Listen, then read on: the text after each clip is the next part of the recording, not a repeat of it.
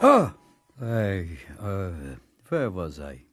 Once, a while ago, there was an old peasant and his wife and their 3 sons. 2 of the boys were clever, like a knife so sharp, but the 3rd son, was not. That's being nice. He was a fool. He was like a board without a nail.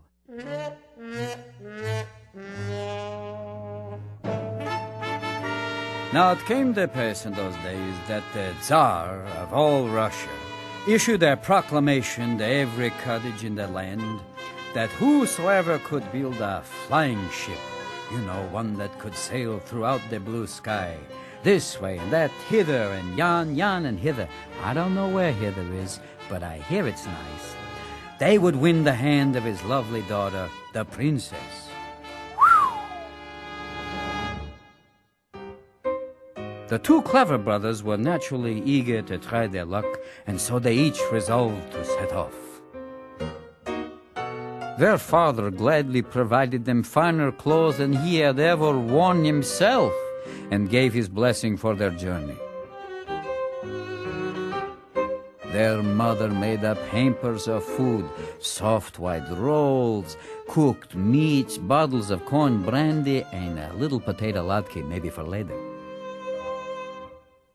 The fool saw all this, and he said he would go along too, for he wished to receive such fine things and his father's blessings. But his cruel brothers only knocked his cap off and teased him. "Imagine the Tsar's daughter marrying that circus ape," they said as they were leaving. Even after they had walked a good ways down the road, the poor fool could hear them guffawing loudly. Still, for all their cleverness, they were never heard from again. Hui!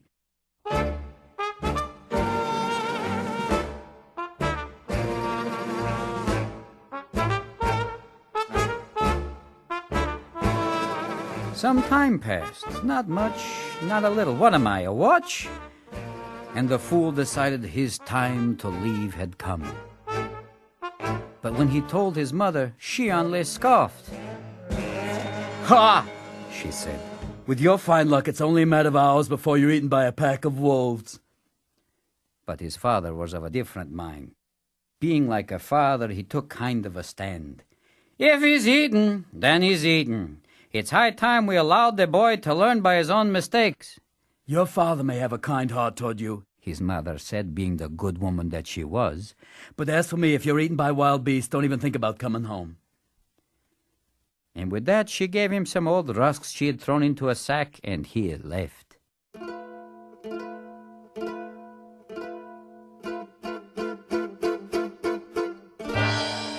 The fool had not gone far into the woods, not that far, but far enough, when he met an ancient wisp of a man leaning on a rude crutch. The man had a wild icicle of a beard and a pair of lively white eyebrows that leapt like snow hairs when he spoke. "Where goest thou, young fellow?" he asked. "Truth be told, I'm going to marry the Tsar's daughter, but first I must build a flying ship." "How will you do that?" the old man asked. But the fool had not thought that far, because he was a fool, and they never think that far. "Well then," said the old man, "let's rest a bit and have a bissel to eat." "I'm ashamed to offer you what I have here," said the fool. "It's good enough for me, but certainly not sort of meal to which one asks guests. Although if you are hungry, I'll be more than happy to share what I have." And so he began to unpack his meager fare. But as he did so, his eyes blossomed wide with surprise. There was wine and corn brandy and soft white rolls and all manner of cooked meats and sausages. I'm drooling thinking, and delicate cheeses, the kind of cheeses that just take you by the nose and lead you round the house. There was even a tin of caviar made from a pair of fish that swam only in champagne. and all the plates were made of the finest silver and engraved with scenes of soldiers in battle, so lifelike that if one looked closely, one could imagine one heard the sound of gunfire. The two of them dined on this great repast until they could eat no more. And before long the fool fell sound asleep against a large tree. When he awoke, he discovered that he was not leaning against a tree. Oh, no, but against the smooth hull of a great ship. And the old man, the alte Kaka, pfui, he was nowhere to be seen.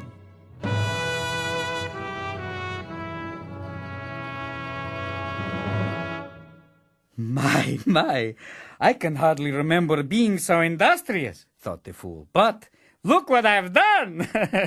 And he danced happily around the ship, admiring his handiwork. He quickly jumped aboard and seized the tiller. Instantly, the ship leapt into the air and shot away over the treetops, heading towards hither.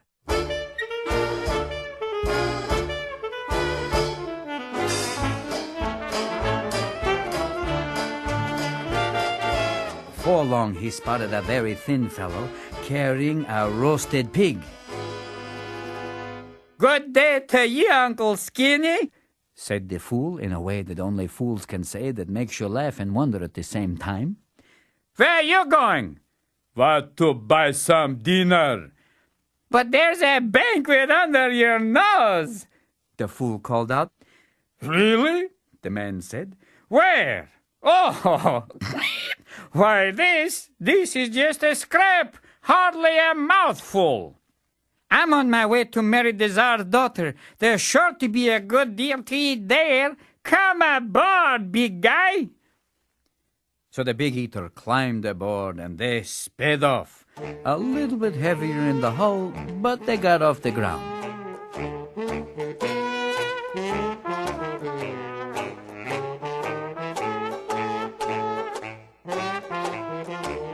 They flew on and on until, looking down at the earth below, the fool saw a man with ears the size of soup plates, lying with one of his ears pressed to the ground. "Good day to you," the fool shouted to him. "What are you doing down there?" "Oh, not so loud! I am listening to an ant coughing in Ethiopia, and it's quite a terrible cough he has." "Why, you have rather good hearing to hear insects coughing all the way in Ethiopia." "Yes," said the man, "and it would be a real cinch if only his wife weren't such a terrific snorer. What a racket! I wonder if he's not dead with such an infernal hubbub." "Well, come aboard," said the fool. "We're going to the wedding of the Tsar's daughter, and you're sure to get an earful there." And so the man came aboard, and they sped off over the hills. His ears were picking up a little wind, so they had to tack them back.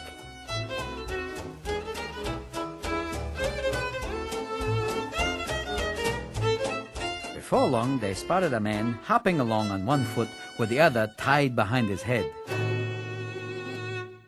"Ahoy there, Lloyd Pegleg!" cried the fool. "Why are you hopping along on one foot?" "And what would you have me do on one foot? Pirouette?" the man asked. "Besides, if I were to untie my other foot, I'd move too fast for anyone to see me. Why, I would trip over the equator in one stride." "Whew! That's pretty quick," the fool said.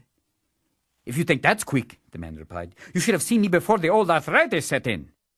"Come aboard," said the fool. "We're headed for the wedding of the Tsar's daughter. He's sure to require a speedy messenger." And off they went.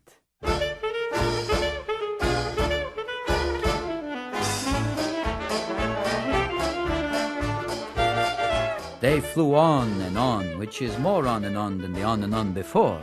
But who's keeping track? It's a story. Until down by the roadside, they saw a man aiming a gun whose barrel was the length of 2 plow horses and a clever she-goat. "Ahoy there, William Telsky!" the fool shouted.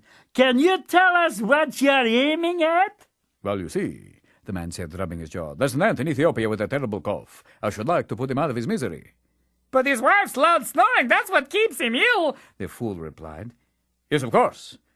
She's the one I'm aiming for.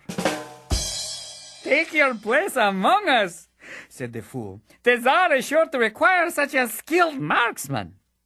So the sharpshooter hopped aboard and they sped away.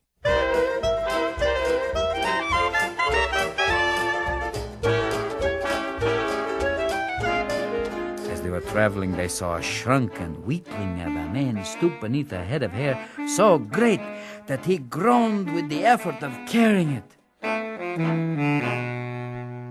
Ahoy there, cousin Hunchback! The fool shouted.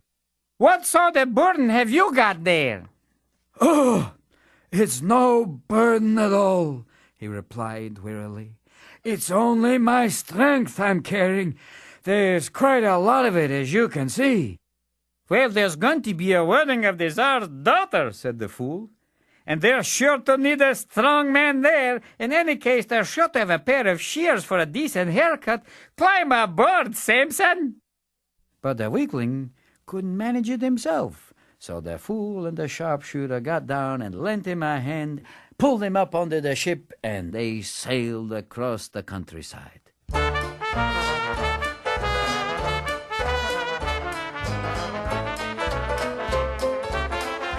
They didn't meet anyone else on their journey.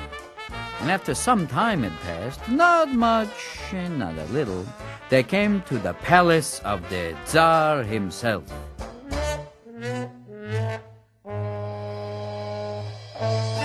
The Tsar was at the moment eating his dinner, which, tightwad that he was, consisted of no more than a tiny bowl of borscht without any sour cream, which is a meal that you shouldn't have, God willing, ever. He and his daughter, their princess, looked out the window to see where the noise was coming from, and saw the strange ship descending with its Meshuggah crew, making crude gestures and waving boisterously at them.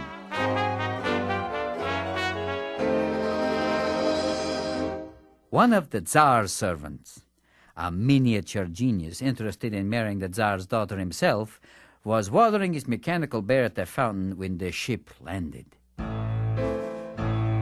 Now the Tsar thought that there was no one in the world worthy of his daughter's hand in marriage, although he secretly hoped that the Prince of the Moon would come in a flying ship. But if no one came after a certain time, well, he'd promised the small servant his daughter's hand. On seeing the flying ship, the servant immediately perceived that the ship's crew were just a rough group of simple peasants, not the Prince of the Moon, and he quickly went running into the Tsar's dining room, huffing and puffing.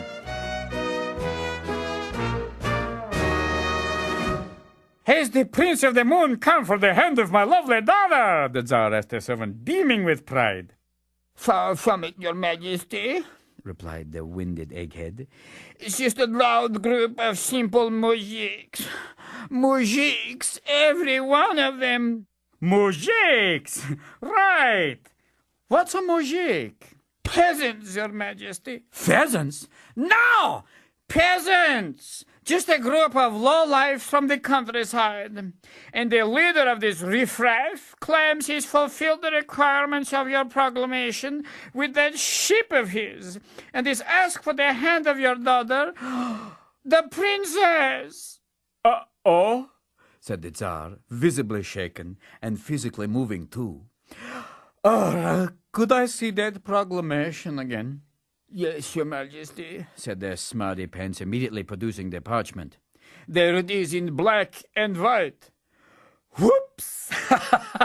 Well, I suppose we're in a jam, all right. So the servant, the Tsar, and the princess sat for a while in complete silence, considering their dilemma. I have it, your majesty, the servant cried. Perhaps you can set this rogue and his gang 3 impossible tasks, ones they can never fulfill. Now we're getting somewhere, said the Tsar. Like what? You could ask them to eat 1,000 loaves of bread.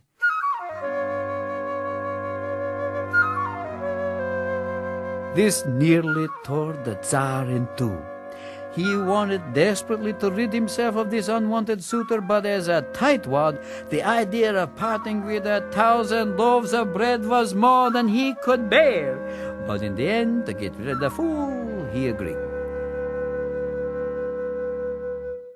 So the servant went to the fool, who was turning somersaults and cracking jokes with his party and standing by the fire doing party tricks that I can't talk about, and brought him into the palace.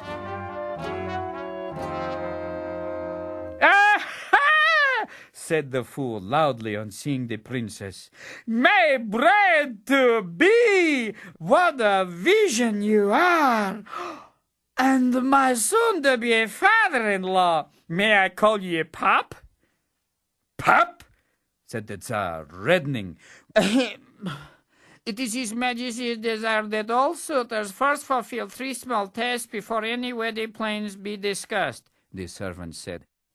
He then produced a huge volume, nearly as large as he was, and pretended to consult it carefully. Yes. To begin with, you and your hick crew must first eat not less than 1,000 loaves of bread." I'm afraid none of my men is very hungry right now, but perhaps I can persuade one of the men to try with me.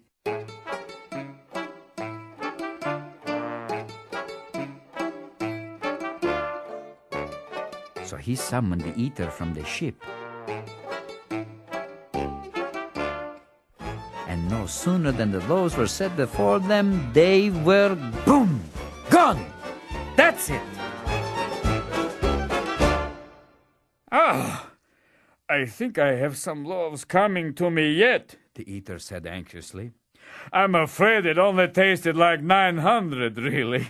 I'm quite sure of it."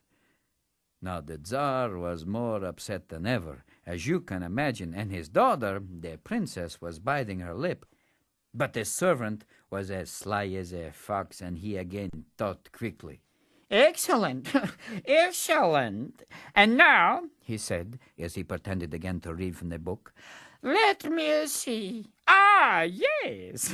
You must journey down to Africa and fetch a piece of the equator, then the Tsar's daughter will be yours." And he and the Tsar chuckled at the fool, who seemed to be thinking the matter over. "A piece of the equator, eh?" the fool said. "Any particular size piece?" The Tsar and the servant looked at each other uncomfortably. "Size?" stammered the servant. Not really. But you must bring it before sundown, and not a minute later." "Well, you probably know what it's like to run about on a full stomach," the fool replied calmly. "So if you have no objection, I will ask one of my courtiers to make the journey." And so he arose from the table, went into the courtyard, and described the situation. "This is my affair," said the runner, who stood up quickly, untied the leg from behind his head, and began to wiggle it to get the stiffness out. The very instant in which he touched it to the ground, he was out of sight. And just as he predicted, he tripped over the equator in his first stride and fell headlong into deep East Africa.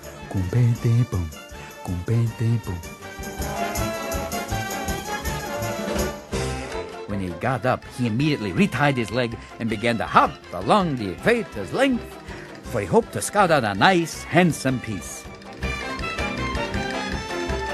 Now, as everybody knows who's been there, the equator is a bright blue color with worm-like imperfections here and there, because it's been drawn so many times on a map.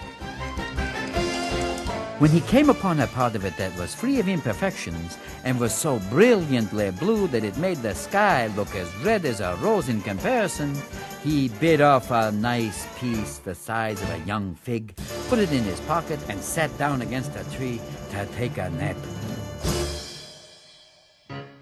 During the time that the runner was gone, the fool was conversing with the Tsar and the princess. After some time, though, he wondered where his friend was, and so he went out to the ship. Uh-oh.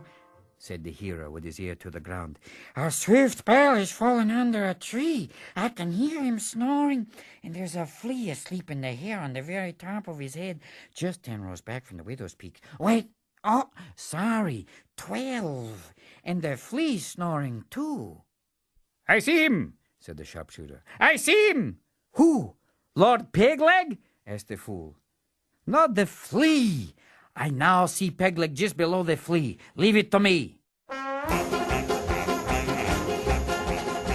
The sharpshooter quickly picked up his rifle, aimed carefully, and allowing for wind, curvature, and spin of the earth, continental drift, and the expansion of the universe, and the chance that he might sneeze, squeezed the trigger.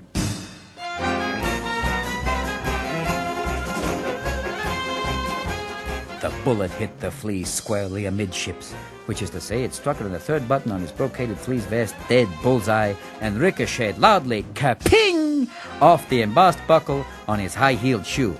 Not a bad shot.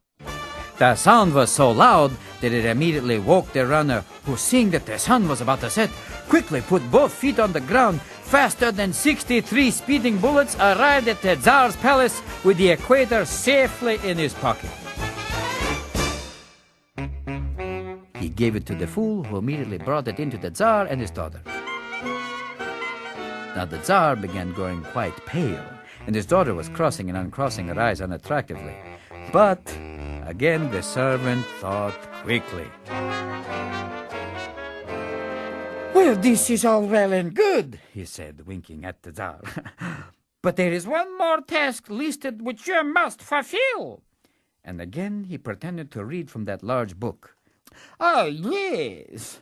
You must find a bird that cannot fly, yet loves to swim, and has near a single feather on its body, and you must fetch it here by sunup tomorrow. No pressure. Good night." So the fool returned to the ship and related the situation.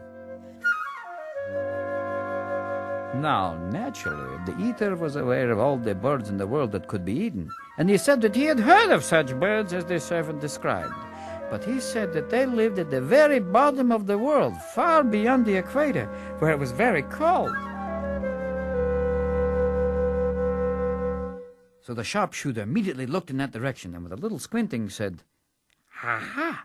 I see some birds who cannot fly and have no feathers, but when they dive into the water, they stay underneath, and I cannot see them swimming." So the hero put his ear to the ground, and with a little straining said, "I can hear those birds with no feathers who cannot fly, and I hear their wings flapping underwater as they swim."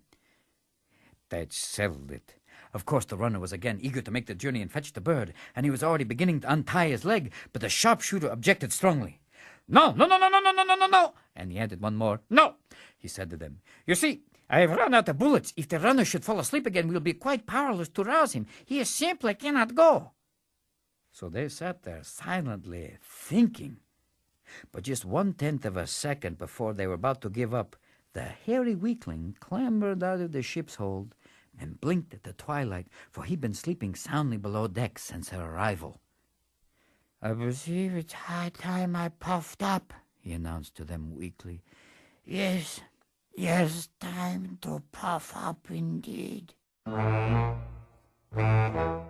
immediately he began to inhale, quite vigorously. So vigorously, in fact, that anything that was not tied down was soon sucked into his lungs. And as he did this, a very strange thing took place. His puny body began to inflate, while at the same time his oppressive mane began to retreat back into his head, and by the time he was through, he was as big and strong as he had been weak and small, and his pate was as shiny as a shaved melon. "I thought you looked better with a haircut," said the fool, turning a handspring.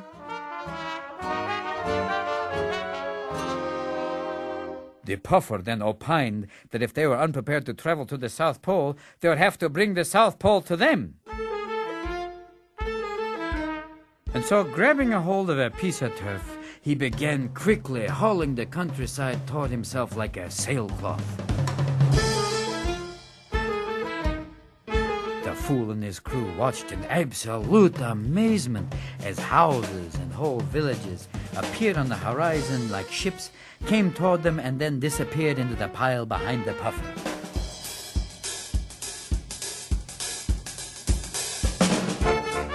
As daylight left them, entire countries passed before their eyes, their inhabitants going about their lives as though everything were completely normal, whole families passing by them.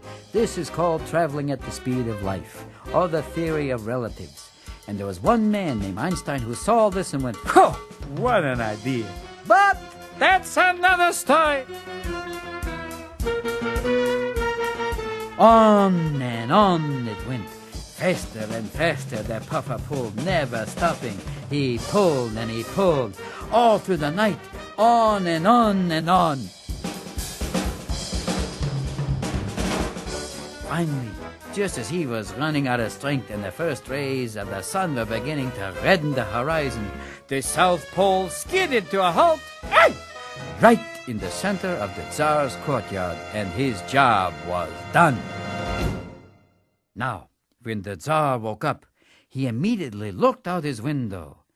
There, in the courtyard below, he beheld hundreds and hundreds of penguins, which is Eskimo for tuxedo, waddling about and swimming in the courtyard fountain, while behind the puffer lay the entire earth in a single wrinkled pile. And who should be standing on his head on top of the South Pole in the center of the courtyard? That's right, who indeed but the fool himself. Of course, the Tsar shook with fear at all that he saw, for what could he do?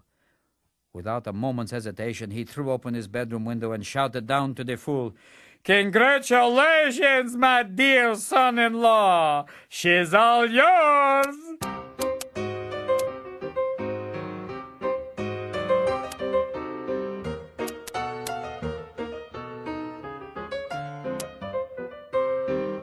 And so the fool and the princess were married that very morning, and the Tsar gave the fool half of his kingdom, which is a nice deal, and fired his pint-sized servant, who ran off to the mountains and opened a hotel, while the companions in the flying ship took up the best quarters in the palace. They were forever by his side, cracking jokes, singing songs, and forming the first men's club. And they and the fool were very happy. Oh, and as for the princess, well, she got used to it.